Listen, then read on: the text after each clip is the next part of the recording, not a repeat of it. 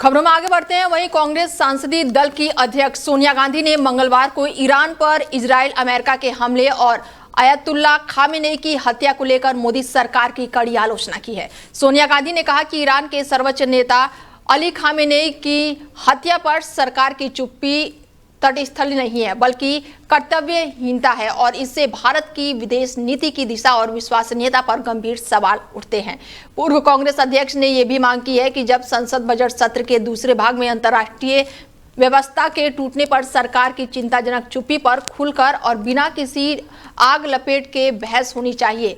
लेख में सोनिया गांधी ने कहा है कि हमें नैतिक शक्ति को दोबारा प्राप्त करना और उसे स्पष्ट और प्रतिबद्धता के साथ व्यक्त करने की तुरंत ही आवश्यकता है। सोनिया गांधी ने कहा है कि 1 मार्च को ईरान ने पुष्टि की है कि उनके सर्वोच्च नेता खामेनेई और की हत्या कर दी गई है और अमेरिका और इजराइल द्वारा पिछले दिनों किए गए हमलों में ये जान गई है। चल रही वार्ता के बीच एक मौजूदा राष्ट्रीय अध्यक्ष की हत्या समकालीन अंतर्राष्ट्रीय स्तरों पर एक गंभीर दरार का प्रतीक है। उन्होंने आगे कहा है कि इस घटना के सदमे से परे नई दिल्ली की चुप्पी भी उतनी ही चौंकाने वाली है। भारत सरकार ने हत्या या फिर ईरानी संप्रभुता के उल्लंघन की निंदा से परहेज किया है। सोनिया गांधी ने कहा है कि जब किसी विदेशी नेता की हत्या पर हमारा देश संप्रभुता या फिर अंतर्राष्ट्रीय कानून को कोई स्पष्ट बचाव नहीं करता है और निष्पक्षता को त्याग देता है तो ये हमारी विदेश नीति की दिशा और विश्वसनीयता पर गंभीर संदेह पैदा करता है और इस मामले में चुप्पी जो है तटस्थल नहीं है। ये हत्या युद्ध की औपचारिकता घोषणा के बिना और चल रही कूटनीतिक प्रक्रिया के